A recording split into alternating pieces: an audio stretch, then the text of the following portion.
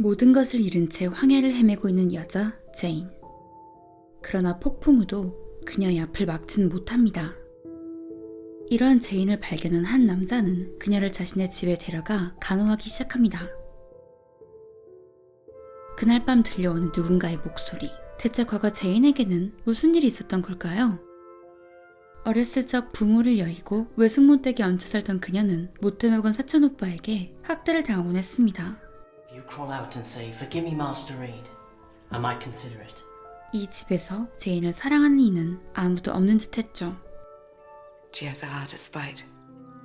Keep a strict eye on her. We shall root out the wickedness in this small, ungrateful plant. 외숙모는 아무 죄도 없는 어린 제인이 자신의 집에 살고 있는 것이 못마땅해 로우드라는 기숙학교로 그녀를 보내버렸습니다. 규율이 엄격한 곳에서 제인은 또다시 힘든 삶을 살아야만 했죠.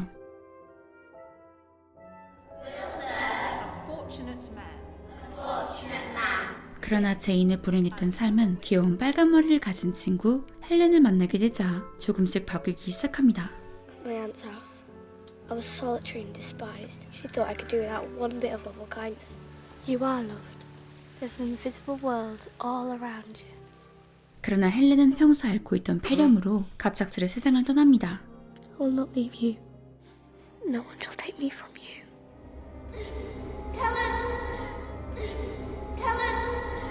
제인은 또다시 홀로 남겨졌고 시간은 속절없이 흘러갔습니다. 그러나 제인은 불행에 굴복하지 않았습니다. 어렸을 적의 역경을 모두 이겨내고 교사가 된 그녀는 로체스터 가문이라는 부유한 집에 가진 것으로 발탁되며 드디어 새로운 삶을 살게 되었거든요. 하지만 정작 그녀를 고용한 집주인은 보이지 않고 손필드 저택을 지키는 페어팩스 부인과 인사를 나눕니다. Indeed I am. 다음날 제인은 그녀가 가르칠 아이 프랑스 소녀 아델을 만나게 되죠. 수다스러운 아델은 말이 많습니다. 제인에게 저택의 괴담에 대해 말해주기도 하죠. Sophie m'a raconté qu'il y a une dame qui se promène dans cette maison le soir. Je ne l'ai jamais vue, mais les gens disent qu'elle a les cheveux noirs comme l'ébène, la peau blanche comme la lune et les yeux bleus comme de saphir. What nonsense. 하지만 이 말을 믿진 않는 그녀입니다. After dinner. 이후 저택에 적응해가던 어느 날 외출을 나갔다 한 신사와 부딪힐 뻔한 그녀. Are you injured, sir? Where did you come from? Thornfield Hall. I am the governess. 놀란 마음을 진정시킨 뒤 저택으로 향한 그녀는 깜짝 소식을 듣게 됩니다. Terrible humour. His horse fell in Hay Lane. Where have you been? 말을 타고 있던 남자가 바로 이 저택의 주인이자 그녀의 고용주인 로체스터 씨였던 것을 알게 되었기 때문이죠. 로체스터는 제인에 대해 궁금한 것이 많습니다. Beautiful. Miss Eyre, what's your tale of woe? I was brought up by my aunt, Mrs. Reed of Gateshead. I then attended Lowood School where I received as good an education as I could hope for. I have no tale of woe, sir. And why are you not with Mrs. Reed of Gateshead now? She cast me off, sir, Why? because I was burdensome and she disliked me. No tale of woe. Fact is, Miss Eyre, I'd like to draw you out. I don't wish to treat you as inferior, to speak as my equal, without thinking that the request arises from insolence. I'd never mistake informality for insolence, sir. Not 3 in 3,000 schoolgirl governesses would have answered me as you've just done. 이런 그가 싫진 않은 제인, 그리고 로체스터 또한 제인에게 호감이 있는 듯하죠. What manner of man is he? Oh, he's a good master. It's fine company too. 하지만 그날 밤 정체 모를 소리에 잠에서 깬 제인. 복도로 나가봅니다. 저택에 화재가 난 것이었죠. Wake up, sir. 제인은 곧바로 잠에 든 로체스터를 깨우게 되면서 그의 목숨을 구합니다. I knew you would do me good in some way. Don't walk past me as if we were strangers. Their expression did not strike my very inmost being so for nothing. 그날 이후 로체스터가 자신에게 다가오자 설레이는 마음을 숨기기 힘든 제인. 하지만 다음날 충격적인 소식을 듣게 됩니다. Has Mr. Rochester not sent for us today? Why, he's gone away. I believe Blanche Ingram is there. She's a great favourite of his. Perhaps it's his intention now. He often goes without so much as a fare-you-well, and I don't see him for a year. 로체스터 또한 자신과 같은 마음이라고 생각했던 제인이었기에 상심이 더 클 뿐입니다. 그렇게 며칠 힘들어하던 제인의 앞에 나타난 로체스터. 한 숙녀와 함께였습니다. 제인의 마음은 무너지고 말죠. 그날 오후 로체스터의 지인들이 저택에 와 수다를 떨던 중 child. I had about half a dozen in my day, all detestable incubi. It's true. Why didn't you come and speak to me? You seemed engaged. You're depressed. Fairfax. 처음 보는 남자가 찾아왔습니다. 그리고 그날 밤 또다시 들려오는 정체 모를 소리. 복도로 나온 제인은 로체스터와 마주치게 되고 그는 그녀를 방으로 데려갑니다. Let's go for the doctor. 낮에 보았던 그 남자가 상처를 입고 쓰러져 있었죠. 로체스터에게는 분명 비밀이 있는 것만 같죠. I was afraid of the inner room. Mr. Rochester, who did that violence? Why do you protect them? I dragged through life a capital error. This spring I came home, heart sore and soul withered, and I met a gentle stranger whose society revives me. She's a rare one, isn't she? I'm sure she'll regenerate me with a vengeance. 이런 다정한 말에도 불구하고 제인은 마음에 걸리는 것이 있습니다. 로체스터는 그가 며칠 전 데려온 숙녀와 사랑에 빠졌다고 믿고 있었기 때문이었죠. 그리고 제인은 다음날 한 통의 편지를 받게 됩니다. He squandered his fortune and has committed suicide. The news has so shocked my aunt it's brought on a stroke. I parted from her badly and I can't neglect her wishes now. Promise me you won't stay long. 이 말을 끝으로 제인은 어릴 적 자신에게 지옥을 선사했던 외숙모의 집으로 향합니다. 그리고 그녀는 외숙모에게서 너무나 비참한 이야기를 듣게 되죠. Fortune has blessed my endeavours and as I am childless I wish to adopt her and bequeath her at my death, whatever I may have to leave. Because I wrote and told him you died of typhus at Lowood School. What to be my torment? 외숙모가 이 편지를 감추지만 않았다면 제인의 인생은 행복할 수 있었던 것이었죠. You have my full and free forgiveness. 그러나 제인은 화를 내지 않습니다. 오히려 외숙모를 용서하는 너그러운 태도를 보이며 다시 손필드로 돌아가죠. 돌아온 제인에게 로체스터는 말합니다. I have a strange feeling with regard to you. As if I had a string somewhere under my left ribs, tightly knotted to a similar string in you. And if you were to leave, I'm afraid that cord of communion would snap. 하지만 제인은 다른 숙녀와 결혼을 앞둔 로체스터에게 화가 날 뿐입니다. As for you, you'd forget me. How? Will you marry me? Your bride is Miss Ingram. Miss Ingram. She is the machine without feelings. It's you, you rare, unearthly thing. You love me. I do. Then I will marry you. 마침내 서로의 마음을 확인한 두 사람은 뜨거운 입맞춤을 나누죠. 그러나 조금 이상합니다. 로체스터가 제인과의 결혼을 너무나 서두르고 있었기 때문이죠. As you will answer at the dreadful day of judgment, when the secrets of all hearts. 이때 The marriage cannot go on. But Edward Fairfax Rochester was 15 years ago married to my sister. 로체스터에게는 숨겨진 아내가 있었습니다. 제인이 지난번 찾았던 그 비밀의 방 안엔 로체스터가 가둬둔 그의 아내가 있던 것이었습니다. 지난밤 새벽 들었던 비명소리는 버사의 비명소리였던 것이고요. 이제는 사랑하는 사람과 함께 안정을 찾고 행복할 수 있으리라 믿었던 제인. 그녀는 또다시 피눈물을 흘리고 있습니다. This is Bertha Antoinetta Mason, my wife. All is changed, sir. I must leave you. You are deceitful, sir. Bertha Antoinetta Mason. She was wanted by my father for her fortune. I hardly spoke with her before the wedding. I lived with her for 4 years. Her temper ripened. Her vices sprang up. Violent and unchaste. The inmates are caged and baited like beasts. I spared her that at least. You'd rather drive me to madness. But whatever I do with this cage, I cannot get at you. And it is your soul that I want. God help me. 제인은 결국 그를 떠납니다. 어째서 불행은 자신만을 쫓아오는 것인지, 자신은 결코 행복해질 수가 없는 사람인 것인지 알 수가 없는 제인.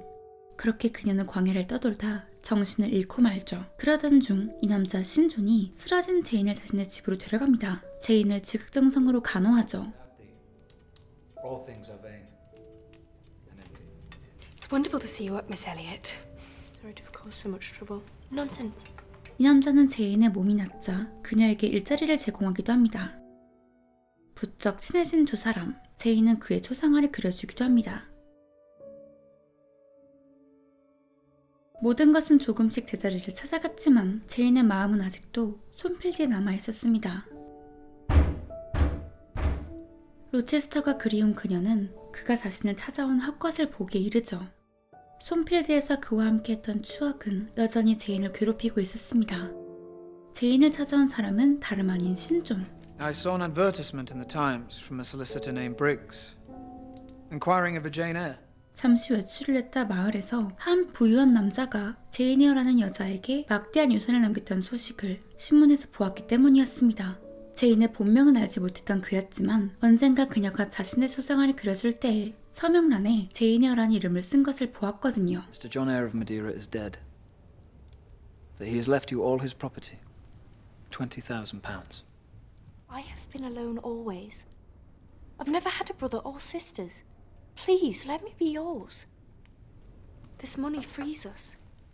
And if you would accept me as a sister, perhaps we could live together at more. 자신을 도와준 은혜를 잊지 않은 그녀였죠. 그리고 신조는 이런 제인을 사랑하게 됩니다. 자꾸만 제인에게 청혼을 하죠. I go to India in 6 weeks. I want to claim you. I love you as a brother, as a husband, no. I know why your heart turns into what it still clings. 신존의 무리한 청혼은 오히려 로체스터를 향한 제인의 그리움에 불씨를 지피웁니다. Jane. Wait, where are you? Why do you speak to the air? I am coming. 결국 제인은 다시 손필드로 향하죠. 그러나 그녀가 도착한 로체스터 저택은 사라져버린 뒤입니다. 로체스터 안에 버사가 저지른 방화로 잿더미가 되어버린 것이었습니다. Did what she failed to do a year ago, set the whole place to fire. I saw her standing on the roof, the very edge. I heard Mr. Rochester beg her to come down. She jumped. Mr. Rochester remained as if he would not move until the fire consumed him. Where is he? 제인은 많은 것을 얻었지만 로체스터는 모든 것을 잃어버렸습니다. 그러나 제인은 그럼에도 불구하고 로체스터를 찾아갑니다. Who's there? 양쪽 눈이 모두 멀고 제대로 걷지도 못하게 된 로체스터이지만 제인은 여전히 그를 사랑합니다. Jane. Edward, I am come back to you. 그렇게 영화 제인 에어는 비로소 행복이 무엇인지 알게 된 제인의 모습을 보여주며 끝이 납니다.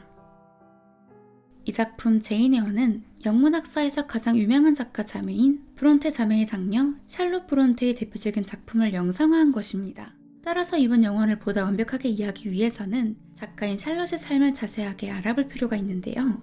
이 작품은 샬롯 브론테, 그녀의 실제 이야기이기 때문이죠. 브론테 세 자매 중 장녀로 유명한 샬롯이지만 사실 그녀 위로 2명의 언니가 더 있었습니다. 목사의 셋째 딸로 태어난 그녀는 5살에 어머니를 여의고 제인 에어의 제인처럼 언니들과 기숙학교를 다녔지만 샬롯의 언니들은 모두 헬렌처럼 영양실조와 폐렴으로 매우 어린 나이에 사망하고 맙니다. 이후 샬롯은 폭풍의 언덕을 쓴 여동생 에밀리 브론테와 홈스쿨링을 시작하게 되고 성인이 된 이후 제인처럼 교사로 살아갑니다. 시간이 조금 지난 후 벨기에 기숙학교에서 교사 생활을 하던 그녀는 그곳의 교장 콩스탕생 에즈를 사랑하게 됩니다. 에제 교장은 이미 결혼을 한 유부남이었음에도 불구하고 샬롯은 그를 향해 자신의 온 마음을 표현했죠. 물론 이 마음은 받아들여지지 않았지만요. 이 사랑은 그녀가 다시 영국으로 돌아간 뒤에도 그녀 인생에 큰 영향을 끼칩니다. 아버지의 백내장 수술을 위해 동행한 맨체스터에서 제인 에어 집회를 시작하며 로체스터라는 인물의 에제 교장을 투영했거든요. 이런 관점에서 작품 제인 에어 속 버사 메이슨의 방화와 죽음, 로체스터가 모든 것을 잃는 것 등을 다시 떠올려 본다면 공포소설이 따로 없기도 합니다. 유부남 상사에게 반했던 한 여자가 그에게 사랑을 거절당한 뒤 그를 잊지 못해 쓴 책이 미친 아내와 결혼해 인생이 불행해진 한 남자가 자신의 집 가정교사에게 구원을 받는 내용이니까요. 어찌되었던지 제인 에어는 출간을 하자마자 엄청난 인기를 얻으며 작가인 샬롯은 부와 성공을 모두 누리게 됩니다. 그러나 이 시기 사랑하는 동생 에밀리와 앤, 그리고 남동생까지 세상을 떠납니다. 이때 에밀리의 나이 30살, 앤의 나이 29살이었죠. 이후 샬롯은 38이라는 늦은 나이에 결혼을 해 임신을 했지만 임신 9달 만에 사망합니다. 그렇게 샬롯 브론테 대에서 자식을 낳아닌 아무도 없었죠. 천재 문학가를 배출한 집안의 대가 끊겨버린 것이었습니다.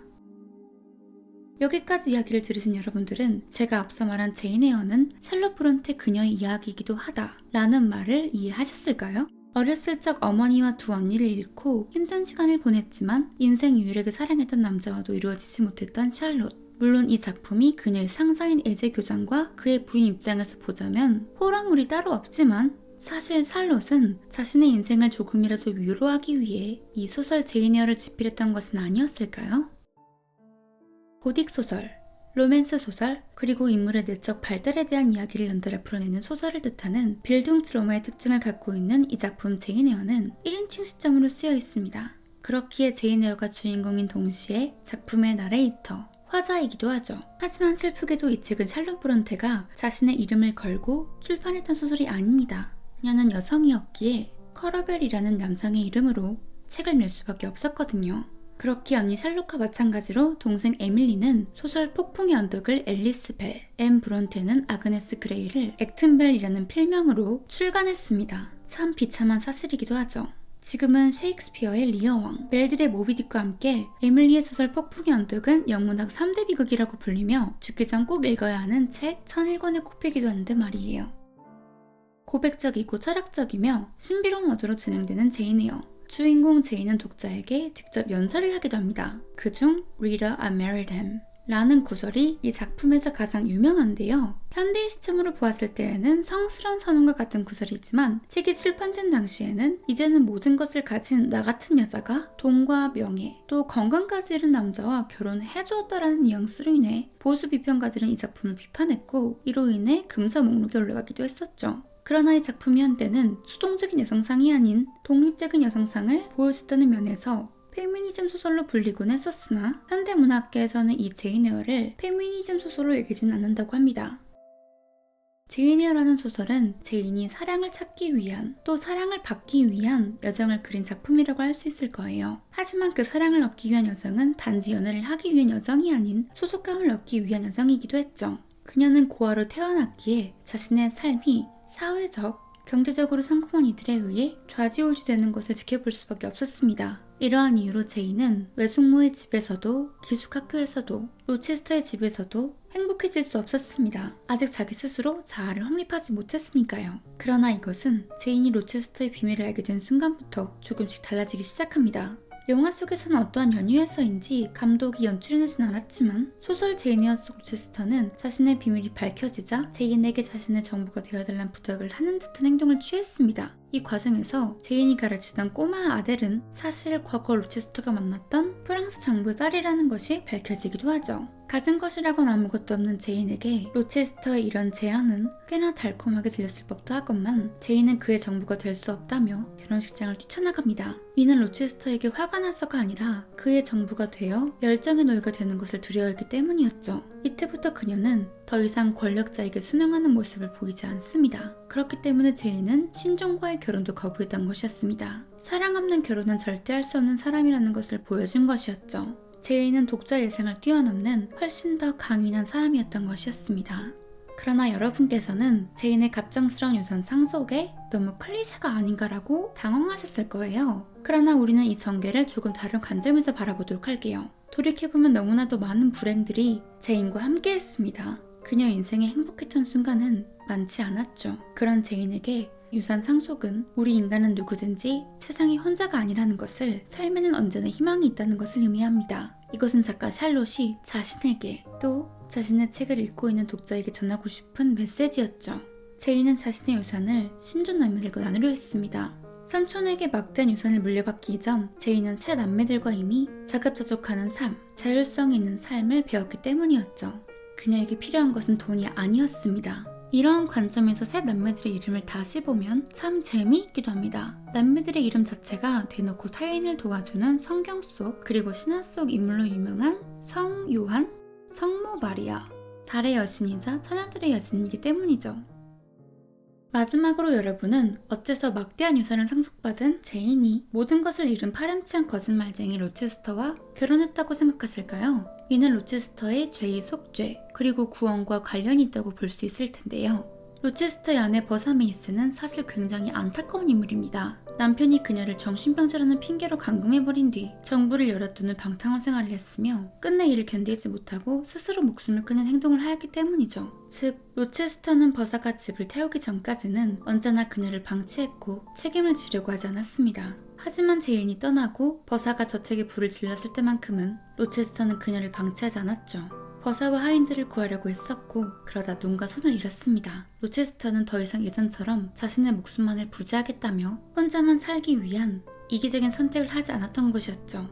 마침내 속죄를 하고 자유를 얻게 된 로체스터. 이러한 관점에서 버사 메이슨은 제인과 로체스터의 행복을 방해하는 인물이지만 동시에 두 사람의 성장을 도우는 존재라고도 볼 수 있을 거예요. 버사의 등장으로 제인은 주체적인 삶을 살기 시작했고 버사의 방어로 인해 로체스터는 눈을 잃었지만 더 나은 삶의 방식을 보기 시작했으니까요. 그렇게 로체스터가 모든 것을 잃은 순간은 제인과 로체스터 사이 힘의 균형이 뒤바뀌는 순간이기도 했습니다. 과거 제인이 로체스터와 하기로 했던 결혼은 그에게 전적으로 의지하는 결혼이었지만 작품 엔딩에서 제인이 로체스터와 하기로 한 결혼은 그 어떤 비밀도 없으며 사회적으로, 경제적으로 동등한 위치에서 하는 순결한 결혼이기 때문이죠. 즉, 제인이 다친 로체스터와 결혼을 한다는 것은 앞서 말했던 것처럼 마침내 소속감을 얻은 것이기도 자신이 온 힘을 다해 열정적으로 사랑할 수 있는 도덕적인 사람을 곁에 두었다는 것을 뜻하기도 합니다.